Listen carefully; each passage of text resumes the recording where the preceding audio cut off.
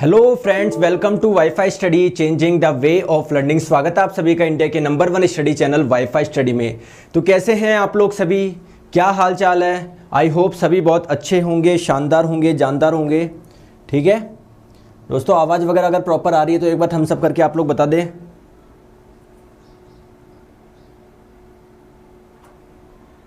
चलिए क्लास हम लोग स्टार्ट करते हैं। आ जाइए। तो आपको पता है दोस्तों, ग्रुप डी में पूरे 25 नंबर की साइंस आएगी, तो आप लोगों का एक भी नंबर नहीं कटे, इसके लिए आप लोगों को क्लास मिस नहीं करनी है। आपका जब भी एनटीपीसी का पेपर हो, इस नंबर पे आप लोग अपना पेपर व्हाट्सएप कर दें। ठीक है दोस्तों। और मैं आप लोगों को एक चीज बता देता हूं, रोज दोपहर 1 बजे क्लास होती है दोस्तों। एक तो सुबह 9:30 बजे होती है जो अभी आप लोग देख रहे हो, और 1 बजे अनअकैडमी पर होती है, बिल्कुल फ्री क्लास होती है, स्पेशल क्लास।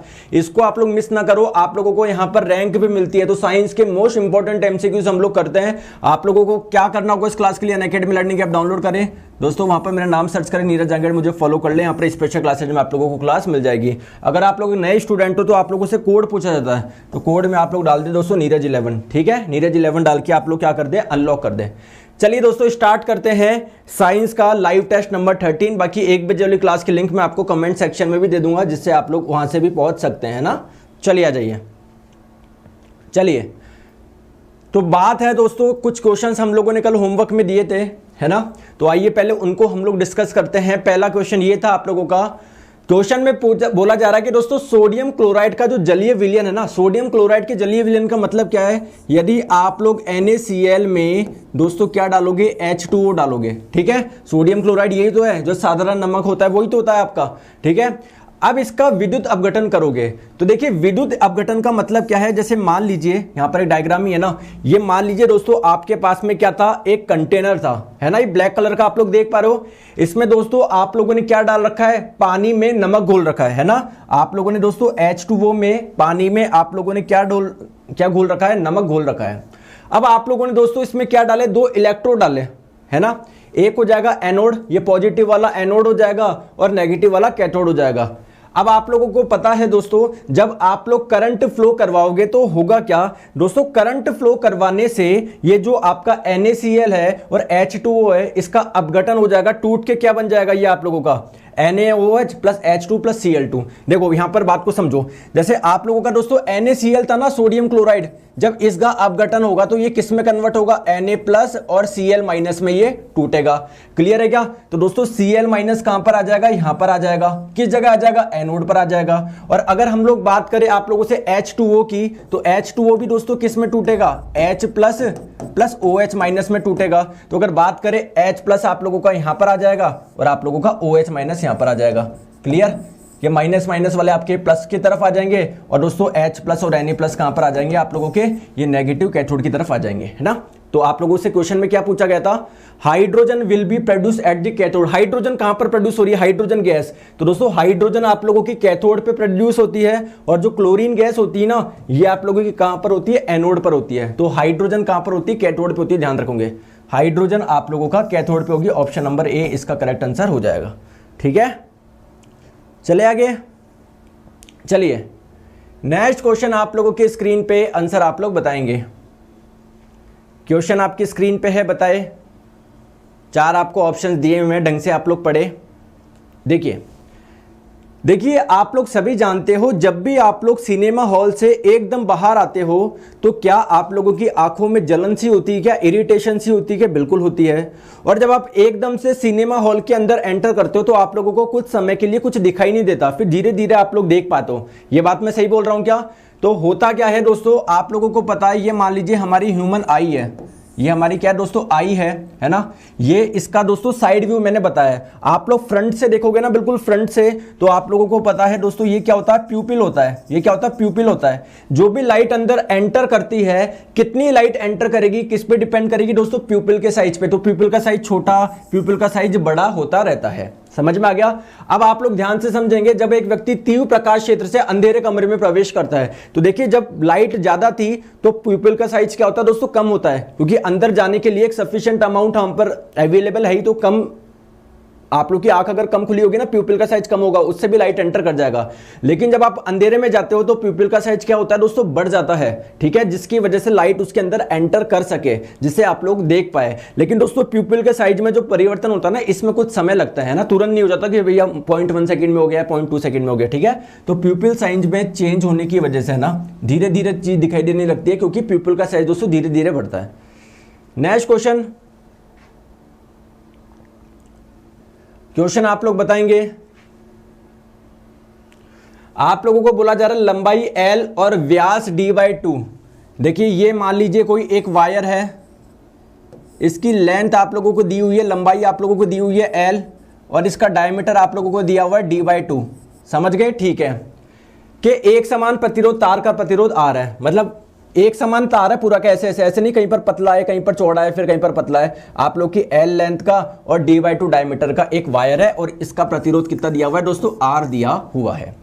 उसी पदार्थ का, मतलब जैसे मान लीजिए ये अगर एल्यूमिनियम का है तो एल्यूमिनियम का ही आप लोगों ने दूसरा तार लिया, लेकिन दोस्तों इसकी जो लंबाई है कितनी है, इसकी जो लंबाई है वो दी हुई है आप लोगों को 4L, ठीक है, और इसका जो डायमीटर दिया हुआ है वो आपको दिया हुआ है 2D।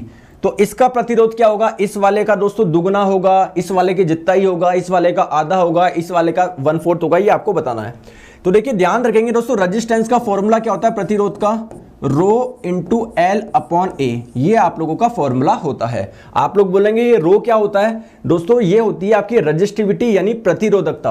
अब आप लोग बोलेंगे प्रतिरोधकता किस पर निर्भर करती है दोस्तों, ये पदार्थ पर निर्भर करती है। अगर एल्यूमिनियम का है तो उसकी प्रतिरोधकता अलग होगी, कॉपर की अलग होगी, चांदी की अलग होगी। लेकिन आपको पता है ये दोनों ही एक ही पदार्थ के, तो यहां पर जितनी रेजिस्टिविटी होगी उतनी ही रेजिस्टिविटी यहां पर होगी, यानी यहां पर जो प्रतिरोधकता है वही प्रतिरोधकता यहां पर होगी। इसकी लेंथ कितनी है, L है। इसका एरिया दोस्तों, एरिया ये वाला लेना है, ठीक है। तो क्रॉस सेक्शन एरिया क्या होता है, π/4d², लेकिन इसका डायमीटर कितना है, D/2, तो D/2 का होल स्क्वायर, तो कितना हो जाएगा, रो इंटू L/π/4, ठीक है, d²/4।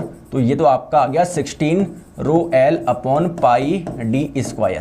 समझ में आ गया। अब इधर देखते हैं, तो रो L/A आएगा, तो रो L की मतलब क्या है 4L, इसका एरिया क्या हो जाएगा π/4d²। दोस्तों डायमीटर कितना है इसका, 2D है, 2D का स्क्वायर कितना हो जाएगा 4d²। समझ में आ गया, क्लियर है क्या। तो देखिए ये आप लोगों के 4 से ये 4 कट जाएगा, तो आप लोगों का कितना बचा 4 रो L, ठीक है, अपॉन πd²। तो यहां पर कितना था, ध्यान से देखेंगे, यहां पर 16 रो L अपॉन πd² था, यहां पर 4 रो L अपॉन πd² ही रह गया।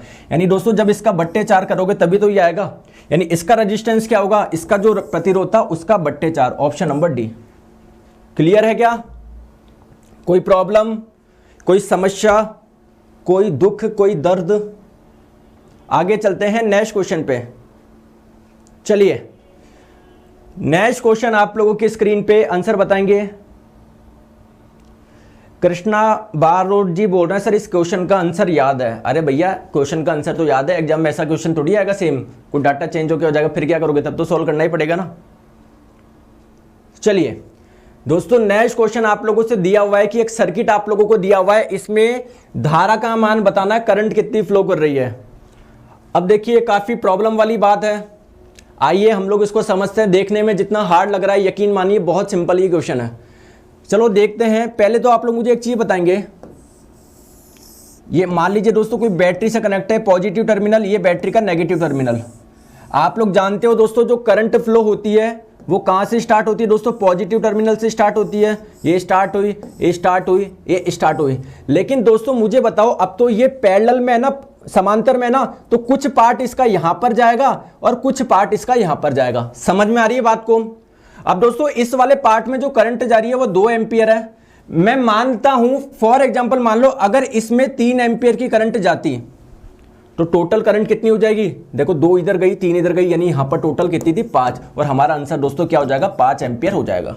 लेकिन यहां पर जस्ट मैंने 3 अज्यूम करा, 3 है नहीं, तो निकालेंगे कैसे कि यार यहां पर एग्जैक्टली कितना है, ये आप लोगों को बताना है। चलो दोस्तों सॉल्व करके बताएंगे आप लोग सभी, ठीक है। आ जाइए, देखो मुझे एक सिंपल सी चीज पता है, आप भी यहां पर देख पा रहे होंगे कि जो भी करंट निकलेगी जो भी विद्युत धारा यहां से निकलेगी क्या दोस्तों वो डिवाइड होगी क्या? बस मुझे ये बता दो, कुछ इसमें जाएगी और बाकी की इसमें जाएगी। ये बात क्लियर है क्या? अरे इतनी सी बात क्लियर है क्या? बस यस और नो बोल के बता दो, इतनी सी बात क्लियर है? ठीक है। अब आप लोग मुझे बताओ किस में ज्यादा जाएगी भैया, इस वाले में ज्यादा जाएगी या इस वाले में ज्यादा जाएगी? आप लोग बोलेंगे दोस्तों जिसका प्रतिरोध ज्यादा होता है उसमें करंट कम जाती है। देखो इसका 3 ओम है, इसको 6 ओम है, इसमें कम जाएगी। इसका कम है, इसमें ज्यादा जानी चाहिए। सही बात है दोस्तों। इसका प्रतिरोध, ये प्रतिरोध इस वाले से कितना ज्यादा है? 2 गुना ज्यादा है। दुगुना प्रतिरोध है ना, यानी इसमें जो करंट जा रही है उसकी आधी ही इसमें जाएगी। यानी इसमें 2 एम्पियर जा रही है तो इसमें 1 एम्पियर जाएगी। तो दोस्तों 2 ये 1 ये, यानी जरूर यहां पर 3 एम्पियर रहा होगा। तभी तो दोस्तों 2 इधर बढ़ गई, 1 इधर बढ़ गई। टोटल करंट कितनी हो जाएगी? 3 एम्पियर। बताओ क्वेश्चन शानदार था या नहीं था? बताओ क्वेश्चन शानदार था या नहीं था? बताओ जल्दी से, क्वेश्चन में मजा आया या नहीं आया? बढ़िया क्वेश्चन था। तो भैया इस प्रकार के क्वेश्चन आपके आते हैं ग्रुप डी में।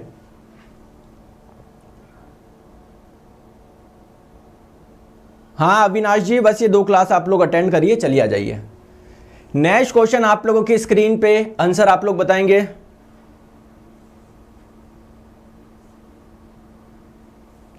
निम्नलिखित में से किस में होमोडोंट दांत पाए जाते हैं? दोस्तों होमोडोंट को हम लोग हिंदी में बोलते हैं समदंती। ठीक है, तो क्या हम लोग समदंती हैं क्या? हम तो समदंती बिल्कुल नहीं है, हम तो विषमदंती है। विषमदंती क्या होता है? जिसमें सभी दांत आप लोगों के एक प्रकार के नहीं हो। जैसे कि आपके सभी दांत एक जैसे के नहीं दोस्तों, आप लोग देखोगे ये थोड़े शार्प से हैं। जो पीछे की तरफ जाओगे दोस्तों, आप लोग जो प्री मोलर है मोलर है वो थोड़े से फ्लैट होते हैं, है ना। अलग अलग प्रकार के दांत होते हैं ना, इंसीजर होता है, कैनायन होता है, प्री मोलर होता है, मोलर होता है। लेकिन दोस्तों मछली हो गई, मगरमच्छ हो गया, इनमें जो दांत होते हैं वो होमोडोंट होते हैं। होमोडोंट का मतलब होता है दोस्तों समदंती, सारे दांत एक प्रकार के होते हैं। राइट आंसर ऑप्शन नंबर ए हो जाएगा। नेक्स्ट क्वेश्चन आप लोगों की स्क्रीन पे,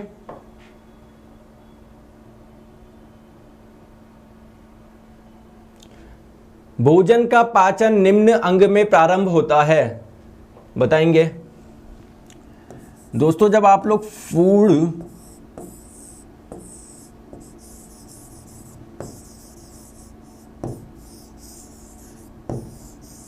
देखो, इधर आओ दोस्तों, आप लोग रखेंगे यहां पर भोजन का डाइजेशन दोस्तों कहां पर स्टार्ट होगा? दोस्तों यहीं पर स्टार्ट हो जाएगा। देखिए आप लोग ध्यान रखेंगे, जो डाइजेशन होता है वो 2 प्रकार का होता है। एक तो होता है मैकेनिकल डाइजेशन यानी यांत्रिक पाचन, ठीक है, और एक होता है दोस्तों केमिकल डाइजेशन यानी रासायनिक डाइजेशन, रासायनिक पाचन। दोस्तों दोनों डाइजेशन ही यहां पर स्टार्ट होता है। अब देखो मैकेनिकल डाइजेशन क्या होता है? किसी चीज पे दोस्तों फोर्स लगा के तोड़ना, है ना, किसी चीज पे फोर्स लगा के तोड़ रहे हो। जैसे डाइजेशन का मतलब क्या होता है? कॉम्प्लेक्स फूड को सिंपल मॉलिक्यूल्स में टूटना, यही तो आपका डाइजेशन होता है। तो जैसे मान लीजिए आप लोग रोटी खा रहे हो तो दोस्तों दांत से जब चबाओगे ना, तो ये भी जो एक प्रकार का डाइजेशन है, तो ये मैकेनिकल डाइजेशन है। मैकेनिकल डाइजेशन भी दोस्तों माउथ में स्टार्ट हो रहा है। और आपके केमिकल डाइजेशन मतलब कुछ केमिकल उसको क्या कर रहा है? डाइजेस्ट कर रहा है। तो आपका दोस्तों जो सलाइवा होता है, लार होता है, इसमें एक एंजाइम पाया जाता है जिसको हम लोग बोलते हैं टाइलिन, जो कि क्या करता है? कार्बोहाइड्रेट का पाचन करता है। तो सबसे पहले पाचन कहां से स्टार्ट होता है दोस्तों? माउथ से होता है। Right answer option number A. Next question, ileum किसका भाग है? इलियम किसका पार्ट है? ये आप लोगों को बताना है। बताए आप लोग आंसर। इलियम, तो इलियम आप लोग का हो जाएगा, इधर आओ। देखो आप लोगों को पता है, अभी अभी मैंने एक डायग्राम बनाया था, है ना, रुको वो डायग्राम दिखाने दो। ये देखो, तो दोस्तों ये तो आप लोग की हो जाएगी अंदर, जो इसमें मैं रेड कलर कर रहा हूं, ये तो आपकी स्मॉल इंटेस्टाइन हो जाएगी, छोटी आंत हो जाएगी। और यहां पर दोस्तों जिसमें मैं आप लोगों को ये येलो कलर कर रहा हूं, ये आपकी हो जाएगी लार्ज इंटेस्टाइन यानी बड़ी आंत। क्लियर है क्या? ठीक है। अब इधर देखो, ये जो आप लोग की इंटेस्टाइन होगी, तो अंदर आप लोग देख पा रहे हो ना अंदर, तो ये अंदर वाली कौन सी है दोस्तों? ये अंदर वाली कौन सी है? अंदर वाली, ये अंदर वाली, ये आपकी है स्मॉल इंटेस्टाइन, ठीक है, छोटी आंत। और ये दोस्तों ये जो बाहर वाली है ना, ये वाली, ये जो बाहर वाली आप लोग देख पा रहे हो, ये है आप लोगों की लार्ज इंटेस्टाइन, बड़ी आंत। तो आप लोग ध्यान रखेंगे दोस्तों, स्मॉल इंटेस्टाइन आपके देखो यहां से स्टार्ट होता है, यहां से, है ना, तो यहां से आप लोग का स्टार्ट होता है। तो इसके 3 पार्ट होता है। एक तो होता है दोस्तों ड्यूडेनम, एक होता है आपके जीजूनम, और ये जो लास्ट वाला पार्ट होता है ये होता है इलियम। तो इलियम किसका पार्ट हो जाएगा दोस्तों? स्मॉल इंटेस्टाइन का। समझ में आ गया बात को। तो छोटी आंत के 3 भाग होते हैं, ध्यान रखेंगे, ड्यूडेनम, जीजूनम और एक इलियम। तो इलियम आप लोग का स्मॉल इंटेस्टाइन छोटी आंत का पार्ट है। चलो आगे नेक्स्ट क्वेश्चन पे चलिए। निम्नलिखित में से कौन सा एक सरल स्थायी उत्तक नहीं है? इस बार बहुत क्वेश्चन आया एनटीपीसी में इससे, है ना। देखिए पहले हम लोग समझते हैं दोस्तों टिश्यू क्या होता है। तो टिश्यू होता है दोस्तों ग्रुप ऑफ सेल, यानी कोशिका के समूह को ही हम लोग क्या बोलते हैं? टिश्यू बोलते हैं, उत्तक बोलते हैं। इतनी सी बात क्लियर है क्या? बिल्कुल क्लियर है। अब ध्यान से देखो आप लोग दोस्तों, जो प्लांट टिश्यू की बात कर रहा हूं मैं, यानी पौधे में जो पाए जाने वाले उत्तक है उनकी बात कर रहा हूं दोस्तों। ये 2 प्रकार के होते हैं। एक तो होता है दोस्तों मेरिस्टेमेटिक, मेरिस्टेमेटिक जिसको हिंदी में हम लोग बोलते हैं विभोज्योतक। क्या बोलते हैं? विभोज्योतक। और एक आप लोगों के होते हैं दोस्तों परमानेंट, जिसको हम लोग हिंदी में बोलते हैं स्थायी उत्तक। समझ में आ गया क्या दोस्तों? ये परमानेंट भी आप लोगों के 2 प्रकार के होते हैं। एक तो होता है सिंपल परमानेंट, यानी आप लोगों का सरल स्थायी उत्तक, और एक आप लोगों का होता है कॉम्प्लेक्स परमानेंट, यानी आप लोगों का जटिल स्थायी उत्तक। समझ में आ गया क्या दोस्तों? आप लोगों के सिंपल परमानेंट भी क्या होते हैं? 3 प्रकार के होते हैं। कौन कौन से होते हैं? एक तो होता है दोस्तों पैरेनकाइमा, एक होता है दोस्तों कॉलेनकाइमा, एक होता है स्क्लेरेनकाइमा। ठीक है। अगर कॉम्प्लेक्स परमानेंट की बात करें तो ये 2 प्रकार के होते हैं। एक तो होता है दोस्तों जाइलम, एक होता है आप लोगों का फ्लोएम। समझ में आ गई बात को? ठीक है। तो आप लोगों से बोला जा रहा है कि इनमें से कौन सा एक सरल स्थायी उत्तक नहीं है। तो देखिए दोस्तों, जो सरल स्थायी उत्तक होते हैं वो कौन कौन से होते हैं? एक तो आप लोग का होता है पैरेनकाइमा, एक आपका होता है दोस्तों कॉलेनकाइमा, और एक आपका होता है स्क्लेरेनकाइमा। अगर बात करें दोस्तों जाइलम की, तो ये आपका एक सिंपल परमानेंट नहीं है, ये कॉम्प्लेक्स परमानेंट है। तो राइट आंसर आपका ऑप्शन नंबर ए हो जाएगा। ठीक है। चलते हैं आगे नेक्स्ट क्वेश्चन पे। आ जाओ, क्वेश्चन आपकी स्क्रीन पे है।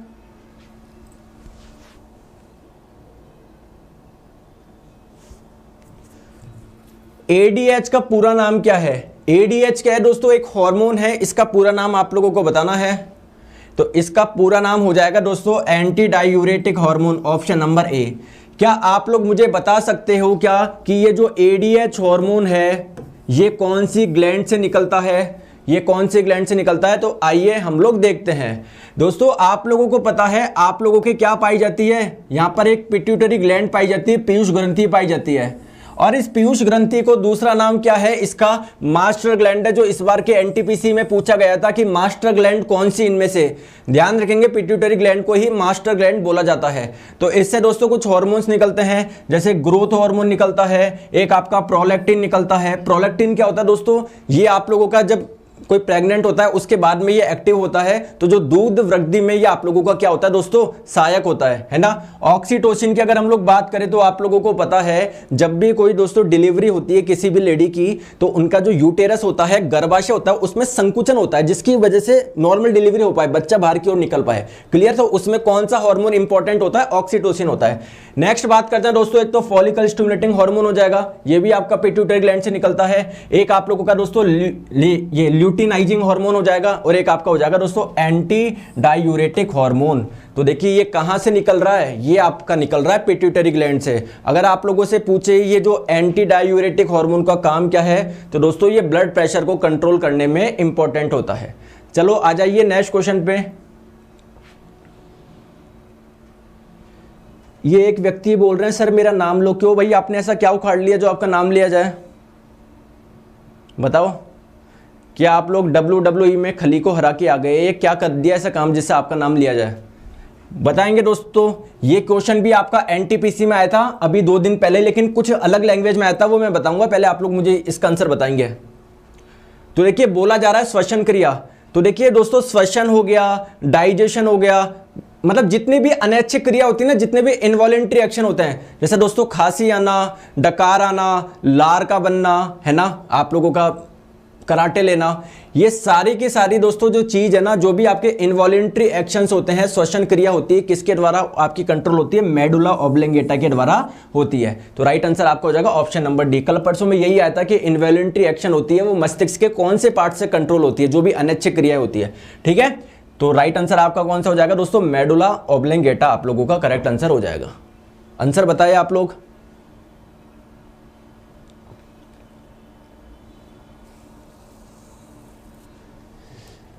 प्रबीर जी इस कंटिन्यूसली कमेंटिंग जी, सर जी कौन सा डिजीज बॉडी के कौन कौन से पार्ट में होता है उसका एक वीडियो बना दीजिए। बना देंगे, आप टेंशन मत लो, इधर ध्यान दो, है ना।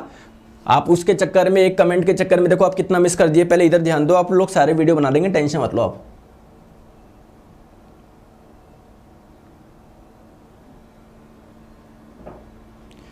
आप लोगों से पूछा जा रहा है दोस्तों, मस्तिष्क के किस भाग में शरीर के ताप, मतलब कहने का मतलब है बॉडी का टेम्परेचर कंट्रोल कौन करता है दोस्तों? हाइपोथैलेमस करता है। आइए इस हाइपोथैलेमस के बारे में हम लोग कुछ चीज समझते हैं। देखो पहले तो आप लोगों को यह पता होना चाहिए कि हाइपोथैलेमस मस्तिष्क का कौन सा पार्ट है। मस्तिष्क के 3 पार्ट होते हैं, कौन कौन से होता है? एक होता है दोस्तों फोर ब्रेन, एक होता है मिड ब्रेन, और एक आप लोगों का होता है दोस्तों हिंड ब्रेन। क्या मैंने बताया? फोर ब्रेन हो गया, ये मिड ब्रेन हो गया, और एक आपका हो गया हिंड ब्रेन। सबसे बड़ा पूछे जाए तो कौन सा हो जाएगा? फोर ब्रेन, फिर हिंड ब्रेन, और सबसे छोटा मिड ब्रेन। अब दोस्तों ध्यान रखेंगे, फोर ब्रेन के भी 3 पार्ट होते हैं, थैलेमस, हाइपोथैलेमस और सेरेब्रम। तो इस वाले बात की हम लोग बात करने वाले हैं, हाइपोथैलेमस की, क्योंकि आपकी बॉडी का टेम्परेचर जो कंट्रोल करता है वो कौन करता है दोस्तों? हाइपोथैलेमस ही करता है। इतनी सी बात क्लियर है क्या? ठीक है, तो आइए इसी हाइपोथैलेमस के बारे में क्या क्या पॉइंट हो जाएंगे। सबसे पहले आप लोगों से अगर पूछा जाए कि ये किसका पार्ट है, तो ये एक फोर ब्रेन का पार्ट है। ठीक है भैया। अगर आप लोगों से पूछा जाए हाइपोथैलेमस के बारे में और कुछ फैक्ट्स बताइए दोस्तों, इसको हम लोग सुपर मास्टर ग्लैंड बोलते हैं। मास्टर ग्लैंड तो पिट्यूटरी ग्लैंड को बोलते हैं, अगर बोला जाए सुपर मास्टर ग्लैंड या फिर मास्टर ऑफ मास्टर ग्लैंड किसको बोला जाता है? ये भी बोला जाता है दोस्तों हाइपोथैलेमस को। नेक्स्ट हम लोग बात करते हैं इसका काम क्या होता है? Control body temperature. समझ में आ गया क्या? और क्या है दोस्तों? इट्स मेन फंक्शन टू, चलो इसको तो एक बार छोड़ो भी आप लोग। और आप लोग का दोस्तों मोस्ट इंपॉर्टेंट हो जाएगा इट कंट्रोल फीलिंग, मतलब जो भी आप लोग को भूख, प्रेम, प्यास, क्रोध, किसी पे दोस्तों गुस्सा आना, ये सारी की सारी दोस्तों जो कंट्रोल होती है किसके द्वारा होती है? हाइपोथैलेमस के द्वारा ही होती है। तो हाइपोथैलेमस के बारे में 3-4 पॉइंट आपको ध्यान रखना है। बॉडी का टेम्परेचर कंट्रोल करता है, ये एक फोर ब्रेन का पार्ट है। और क्या काम करता है दोस्तों? जितनी भी फीलिंग्स होती है ना, जैसे भूख लगना, प्यास लगना, है ना, किसी से प्यार होना, क्रोध आना, गुस्सा आना, ये सभी की सभी दोस्तों जो चीजें कंट्रोल होती है वो हाइपोथैलेमस से होती है। चलो आ जाइए, नेक्स्ट क्वेश्चन आपके स्क्रीन पे। एक मनुष्य अपनी स्मृति खो चुका है, उसकी मेमोरी लॉस हो गई है, तो बताइए वो बेसिकली उसके मस्तिष्क का कौन से पार्ट पे अफेक्ट हुआ है? यानी मस्तिष्क का कौन सा पार्ट होता है दोस्तों जिसमें मेमोरी स्टोरेज होती है, ये आपको बताना है। फिर मैं आप लोगों को बताता हूं दोस्तों। आपको पता है फोर ब्रेन के मैंने 3 पार्ट बताए थे अभी। एक तो बताया था थैलेमस, एक बताया था हाइपोथैलेमस, एक बताया था, मतलब वहां पर लिखा होगा सेरेब्रम। तो दोस्तों जो सेरेब्रम होता है यानी प्रे मस्तिष्क की बात करें तो ध्यान रखेंगे इसका काम क्या होता है। एक तो ये आप लोगों को इंटेलिजेंस प्रोवाइड करता है, जनरली बुद्धि, और दोस्तों ये आपकी मेमोरी को भी कंट्रोल करता है। तो आप लोग मुझे खुद बताइए, अगर किसी व्यक्ति की मेमोरी लॉस हो चुकी है तो कौन सा पार्ट ब्रेन का अफेक्ट हुआ होगा? ये आपका सेरेब्रम हुआ होगा। और देखिए फोर ब्रेन आपका सबसे बड़ा पार्ट है। फोर ब्रेन के 3 पार्ट थे, थैलेमस, हाइपोथैलेमस और एक आप लोग का सेरेब्रम। तो दोस्तों जो सेरेब्रम होता है ये लार्जेस्ट सब पार्ट होता है, ये सबसे बड़ा भाग होता है मस्तिष्क का। अगर आप लोगों से पूछे मस्तिष्क का सबसे बड़ा भाग कौन सा है, मान लीजिए ये ऑप्शन में नहीं दिया हुआ fore brain, mid brain, hind brain, आपको ऑप्शन में दिया हुआ मेडुला दिया हो, सेरेबिलम दिया हो, सेरेब्रम दिया हो, पोन्स दिया हो, तो सबसे बड़ा जो भाग होता है दोस्तों आपका सेरेब्रम होता है। ये चीज आप लोग ध्यान रखेंगे, ठीक है। अब देखो ये सेरेब्रम कौन सा जगह दोस्तों, रेड कलर का पार्ट देख पा रहे हो क्या आप लोग? रेड कलर का यही आप लोगों को क्या है दोस्तों? सेरेब्रम है, ठीक है। चलो आ जाइए, नेक्स्ट क्वेश्चन आपकी स्क्रीन पे।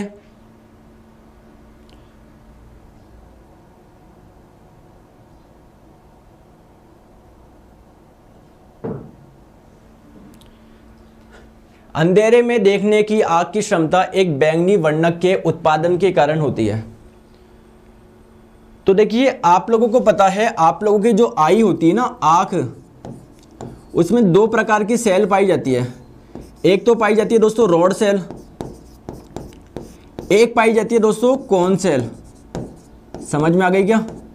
यानी रोड सेल की अगर हम लोग बात करें, एक तो आपकी हो जाएगी रोड सेल जिसको हम लोग बोलते हैं श्लाका कोशिका, और एक पाई जाती है कौन सेल जिसको हम लोग बोलते हैं शंकु कोशिका, ठीक है दोस्तों, रॉड सेल का क्या फंक्शन है, कौन सेल का क्या फंक्शन है। तो दोस्तों जो आप लोग उजाले में जो देख पाते हो ना, उजाले में लाइट में, वो किसकी वजह से देख पाते हो, कौन सेल की वजह से। और अंधेरे में जो आप लोग देख पाते हो, किसकी वजह से देख पाते हो, रॉड सेल की वजह से देख पाते हो। अगर आप लोगों से कोई पूछे कि रॉड सेल को कंट्रोल कौन करता है, तो इसको एक प्रोटीन करता है जिसका नाम है दोस्तों रोडोप्सिन प्रोटीन, है ना।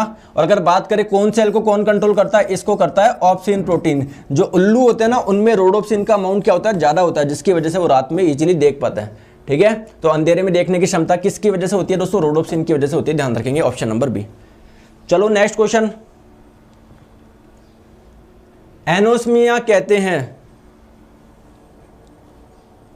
आंसर बताएंगे सर प्लीज ब्रेन पर वन क्लास। सत्या जी आप लोग सर्च करिए नर्वस सिस्टम, मैंने आप लोगों को एक क्लास करवा रखी है, ब्रेन पे टेंशन ना लीजिए आप लोग। चलिए, आप लोगों से पूछा गया जो एनोस्मिया होता है वो किसको बोलते हैं। मतलब ये एक तरह की डिजीज आप लोग बोल सकते हो, एक प्रकार का डिसऑर्डर बोल सकते हो, एक प्रकार का डिफेक्ट बोल सकते हो। तो क्या है ये आप लोगों का, इसमें आप लोगों को टेस्ट का सेंसेशन नहीं हो पाता, इस पे आप लोग को दोस्तों सूंघ वगैरह नहीं पाते हो, तो क्या हो जाएगा एनोस्मिया। दोस्तों एनोस्मिया की अगर हम लोग बात करें, इसको एक नाम से और जानते हैं, जो एनोस्मिया होता है ना, also known as smell blindness. Smell blindness का मतलब क्या है दोस्तों, आप लोगों को स्मेल का एहसास नहीं हो रहा, गंध का एहसास नहीं हो रहा। तो राइट आंसर आपका हो जाएगा दोस्तों लैक ऑफ ऑल्फैक्टरी सेंसेशन। गंध बोल लो या ऑल्फैक्टरी बोल लो, बात एक ही है। चलो आ जाइए, नेक्स्ट क्वेश्चन आप लोगों की स्क्रीन पे, आंसर आप लोग बताएंगे।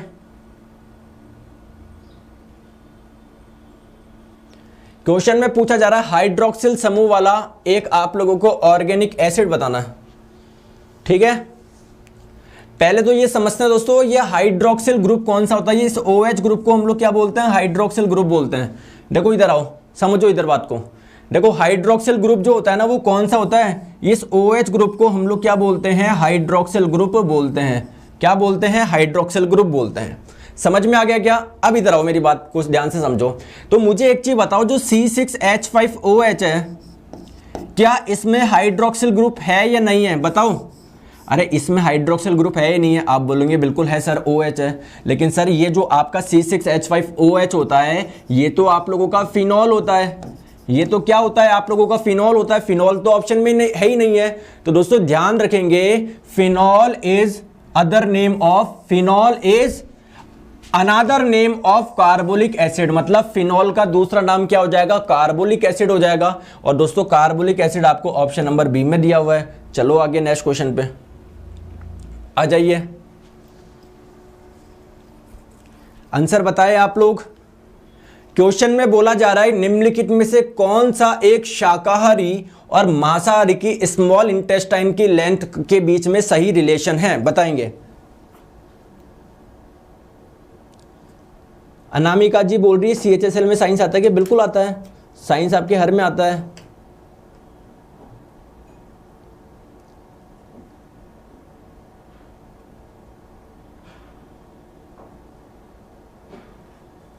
चलिए, तो देखिए आप लोगों को पता है शाकाहारी कौन से हो गए दोस्तों, जो प्लांट्स को खाते हैं, है ना, जो प्लांट्स को खाते हैं। जैसे आप लोगों का, मैं आप लोगों को बताऊं, गाय हो गई, गाय, ठीक है, बकरी हो गई, ये क्या होते हैं दोस्तों, ये पेड़ पौधों को खाते हैं। अब आप लोगों को पता है पेड़ पौधों में किसका अमाउंट ज्यादा होता है दोस्तों, सेल्यूलोज का अमाउंट ज्यादा होता है।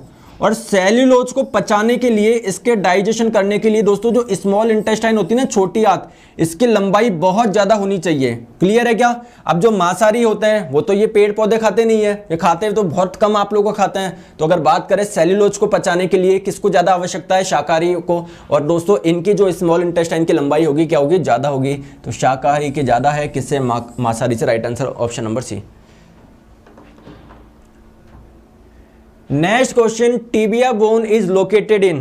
टीबिया कहां पर होती है, बोन, ये दो होती है, एक तो टीबिया होती है, एक फिबुला होती है, दोनों एक साथ होती है ना। तो आइए मैं आप लोगों को दिखाता हूं, ये वैसे कहां पर हो जाएगी, पैर में हो जाएगी आपके, इधर देखो। तो दोस्तों ये वाली जो हड्डी होती है, ये तो आप लोग सभी जानते हो, ये तो फीमर होती है। इस वाली हड्डी का नाम मैंने कल आप लोगों को बताया था, पटेला, जिसको हम लोग नी कैप भी बोलते हैं। अब दोस्तों ये जो इसके जो नीचे वाला पार्ट होता है ना, इसमें दो हड्डियां होती है, पैरेलल, दो हड्डियां होती है। ठीक है। तो उन दो हड्डियों का नाम क्या है, एक का नाम है दोस्तों टिबिया और एक का नाम क्या है दोस्तों, फिबुला। तो ये दोनों हड्डियां कहां पर होती है, पैर में होती है। नेक्स्ट क्वेश्चन,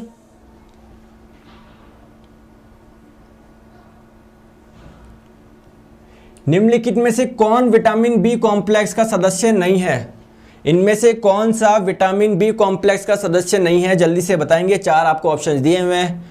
तो अगर बात करें दोस्तों थायमिन की, तो ये तो भैया विटामिन B1 है। राइबोफ्लोविन की बात करें, ये कौन सा होता है, ये विटामिन B2 हो जाएगा। फॉलिक एसिड की बात करें दोस्तों, ये विटामिन B9 हो जाएगा। एस्कॉर्बिक एसिड की बात करें दोस्तों, ये तो विटामिन सी है। तो विटामिन सी आपका बी कॉम्प्लेक्स का सदस्य थोड़ी है, तो राइट आंसर आपका ऑप्शन नंबर डी हो जाएगा। चलो आगे नेक्स्ट क्वेश्चन पे।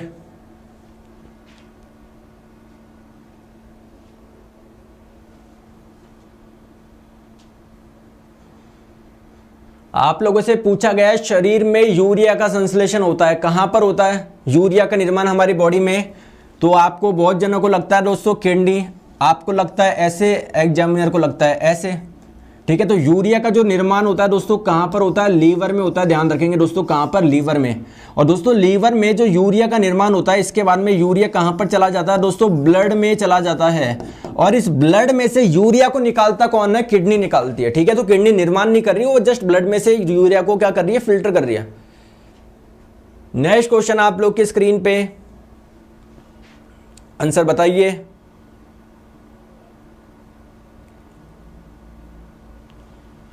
तो क्वेश्चन में आप लोगों से पूछा जा रहा है दोस्तों सुक्रोज क्या है। देखो सुक्रोज आपका एक प्रकार का कार्बोहाइड्रेट होता है, जैसे कार्बोहाइड्रेट, प्रोटीन, फैट वगैरह आप लोग सभी जानते होंगे। तो सुक्रोज क्या है, एक प्रकार का कार्बोहाइड्रेट है। अब दोस्तों जो कार्बोहाइड्रेट होता है ना, ये भी आपके अलग अलग प्रकार के होते हैं। कुछ आपके मोनोसैकेराइड होते हैं, कुछ डाइसैकेराइड होते हैं, कुछ पॉलीसैकेराइड होते हैं। अब इसका मतलब क्या है, देखिए मोनोसैकेराइड का मतलब होता है जिसमें केवल शुगर का एक मॉलिक्यूल हो। डाइसैकेराइड क्या होता है, जिसमें शुगर के दो मॉलिक्यूल हो।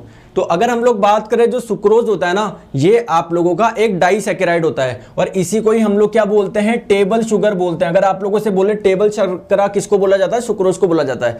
तो आइए देखते हैं, तो सुक्रोज किससे मिलके बनता है, तो ये आपकी मिलके बनता है ग्लूकोज और फ्रक्टोज से। आपसे अगर पूछ ले ग्लूकोज और ग्लूकोज से मिलके कौन बनेगा, तो भैया ये आप लोगों का माल्टोज बनेगा। अगर आप लोगों से पूछे ग्लूकोज प्लस गैलेक्टोज से मिलके क्या, गैलेक्टोज मिलके क्या बनाएंगे, तो लैक्टोज बनाएंगे। तीनों बहुत इंपॉर्टेंट है। तो सुक्रोज क्या हो जाएगा, glucose and fructose. Right answer option number B. चलिए आगे, नेक्स्ट क्वेश्चन आप लोगों की स्क्रीन पे।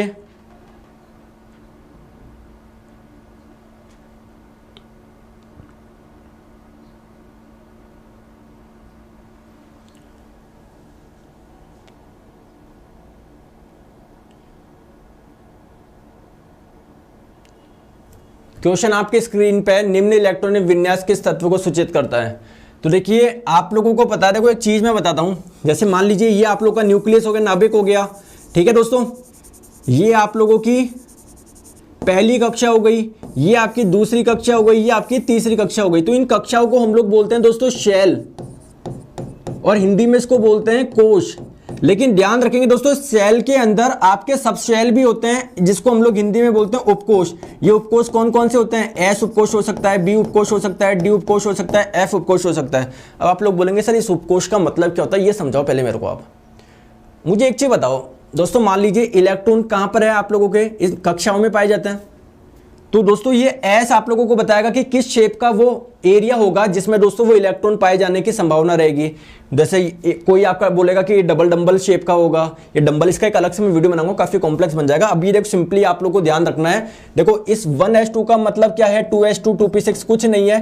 पहले मुझे बताओ 1 वाले में कितने इलेक्ट्रॉन आ रहे हैं, 2 आ रहे हैं। इस 2 वाले में टोटल इलेक्ट्रॉन कितने आ रहे हैं, दूसरी कक्षा में 6 + 2 8 आ रहा है। तीसरी कक्षा में कुल इलेक्ट्रॉन कितना आ रहा है, 1 आ रहा है। तो दोस्तों 2, 8, 1 टोटल इलेक्ट्रॉन की संख्या कितनी है, 8 और 1 9 और 2 11। तो कुल इलेक्ट्रॉन की संख्या 11 है। जितने इलेक्ट्रॉन होते हैं उतने ही प्रोटॉन होते हैं। तो प्रोटॉन भी कितने, 11। और प्रोटॉन 11 होने का मतलब क्या है, एटॉमिक नंबर, परमाणु क्रमांक क्या है, 11 है। तो राइट आंसर आपका हो जाएगा सोडियम। किसका होता है, सोडियम का होता है। आंसर बताए आप लोग।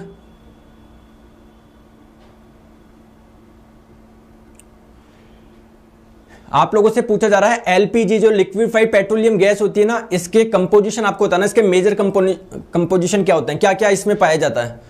4 आप लोगों को ऑप्शन दिए मैं बताएंगे, ठीक है।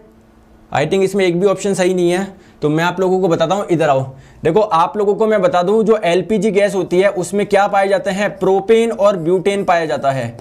क्या पाया जाता है, प्रोपेन एंड ब्यूटेन पाया जाता है। तो दोस्तों प्रोपेन कितना होता है, 24.5%, ठीक है। और ब्यूटेन की बात करें, ब्यूटेन कितना होता है, देखो 38.5 होता है नॉर्मल ब्यूटेन, है ना, और एक आपका 37% होता है आइसोब्यूटेन। तो ये दोनों क्या होते हैं दोस्तों, ब्यूटेन के एक प्रकार है। समझ में आ गया, तो टोटल मिला के 100% हो जाएगा। तो आपको इसको ब्यूटेन और प्रोपेन कर लो इसको ना, कोई ऑप्शन में मिलेगा नहीं वरना, ब्यूटेन एंड प्रोपेन कर लो, प्रोपेन,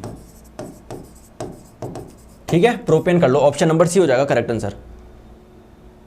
नेक्स्ट क्वेश्चन आप लोगों की स्क्रीन पे, क्लोरोफॉर्म बनाने के लिए, दोस्तों क्लोरोफॉर्म क्या होता है आपको पता है, बेहोश करने के लिए इस्तेमाल होता है। इसका फॉर्मूला क्या होता है, CHCl3, ये आप लोगों का इसका फॉर्मूला हो जाएगा। तो इसको बनाने के लिए किसका इस्तेमाल करा जाता है, ये आप लोगों को बताना है। तो राइट आंसर क्या हो जाएगा दोस्तों आपका, ऑप्शन नंबर बी, मीथेन। कैसे बनता है, इधर आओ ध्यान से देखो।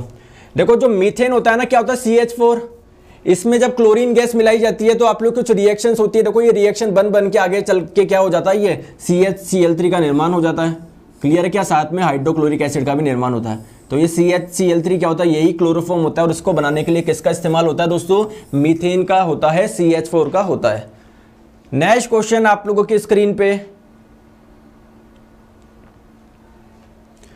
बोला जा रहा है दोस्तों, पीतल हो गया, ब्रास हो गया, ब्रॉन्ज, कांसा और जर्मन सिल्वर, इन तीनों में कॉमन क्या है।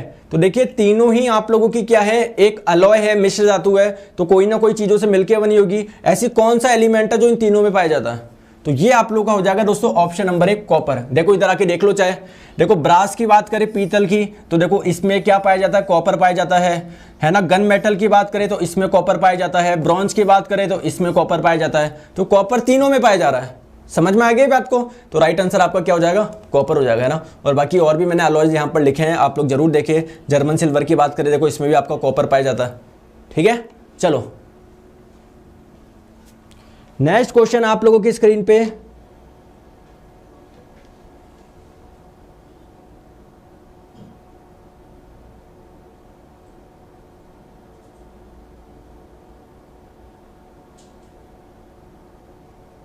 क्वेश्चन आपकी स्क्रीन पे बताएंगे आप लोग। और दोस्तों इस सेशन को लाइक करते हुए चलो। प्रत्येक आवर्त के अंत में जो वैलेंस शेल होता है वो क्या होता है, तो देखिए आप लोगों को पता है कितने पीरियड होते हैं, 7 होते हैं, 1 2 3 4 5 6 7। तो हर पीरियड के लास्ट में जो आप लोगों का एलिमेंट होता है वो क्या होता है, आपकी इनर्ट गैस होती है। इनर्ट गैस क्यों बोलते हैं, क्योंकि दोस्तों इसका जो बाह्यतम कोश होता है ना, जैसे मान लो ये बाह्यतम कोश है, तो ये पूरी तरीके से भरा हुआ है। और बाह्यतम कोश को ही हम लोग क्या बोलते हैं, वैलेंस शेल बोलते हैं। तो लास्ट में जितने भी आ रहे हैं सारे के सारे इनर्ट है, उन सभी के वैलेंस शेल कंप्लीट भरे होते हैं दोस्तों, है ना, फुल्ली फिल्ड होता है। ठीक है, तो आज के लिए इतना रखते हैं दोस्तों। ये आप लोगों का क्वेश्चन नंबर 1 हो जाएगा, होमवर्क में क्वेश्चन नंबर 2 हो जाएगा, ये क्वेश्चन नंबर 3 हो जाएगा, ये आपका क्वेश्चन नंबर 4 हो जाएगा, और ये आप लोगों का क्वेश्चन नंबर 5 हो जाएगा। ठीक है, तो आज के लिए हम लोग इतना रखते हैं। मिलते हैं दोस्तों दोपहर 1 बजे वाली क्लास में, है ना, यहाँ पर हम लोग और बाकी के क्वेश्चंस हम लोग यहाँ पर करेंगे। समझ में आ गई, यहाँ पर आप लोग को रैंक भी मिलती है, तो बिल्कुल आप लोग जुड़ के देखिए, मजा आ जाएगा। अनअकैडमी लर्निंग ऐप पे जाइए दोस्तों, मेरा नाम सर्च करें नीरज जंगेड़, मुझे फॉलो कर ले, है ना, गोल सेलेक्ट कर लेना एसएससी एग्जाम्स, इसके स्पेशल क्लासेस के सेक्शन में आपको क्लास मिल जाएगी। कोड में आप लोग डाल दीजिएगा दोस्तों नीरज 11, आप लोगों से कोड पूछा जाता है। अगर आप लोग एक नए स्टूडेंट हो तो नीरज 11 डाल के आप लोग क्या कर दे दोस्तों, अनलॉक कर दे। दोस्तों एसएससी प्रिपरेशन के लिए अनअकैडमी पर आप लोग ज्वाइन हो सकते हो, अपनी CHSL CGL CPO की प्रिपरेशन के लिए बेस्ट प्लेटफॉर्म है। यहाँ पर आप लोगों के दोस्तों 70 से ज्यादा यहाँ पर आप लोगों को टीचर्स पढ़ा रहे हैं, और सारे कोर्स आप लोगों को एक सब्सक्रिप्शन मिल जाएगा, किसी भी अलग से पैसा देने की जरूरत नहीं है। तो एसएससी एग्जाम्स का गेट सब्सक्रिप्शन करें, 12 महीने का दोस्तों 6500 है। इधर कोड पूछेगा नीरज 11 लगाइए तो ये आपका 5850 का पड़ जाएगा। रेलवे की बात करें तो दोस्तों 12 महीने का 3000 का है, नीरज 11 लगाओगे तो ये आपका कितने का पड़ जाएगा, 2700 का पड़ जाएगा। ठीक है, आप बताइए। पीडीएफ आपको दोस्तों क्लास के नीचे बाद में 10 से 15 मिनट के बाद में कमेंट सेक्शन में मिल जाएगा, पिन किया हुआ है ना। ऑर्गेनिक केमिस्ट्री की क्लास भी करा देंगे, अभी आप क्वेश्चंस पे ध्यान दीजिए।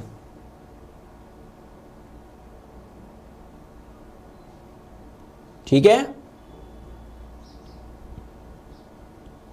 सर मैं 85 अटैम्प्ट करके आया था, 15 फरवरी को एग्जाम था, फर्स्ट शिफ्ट में 13-14 रॉन्ग हो गया, CBT 1 में हो जाएगा ना। दोस्तों देखिए सारी चीज़ें डिपेंड करती है कि आप लोगों का शिफ्ट कैसा था, नॉर्मलाइजेशन पे भी डिपेंड करेगा। तो आपकी प्रिपरेशन अच्छी थी, है ना, आप लोगों ने जितना हुआ है आपने अपना बेस्ट दिया है, तो अब आप लोग उसकी चिंता छोड़ दीजिए, जो भी होगा बेस्ट होगा आपके लिए, ठीक है।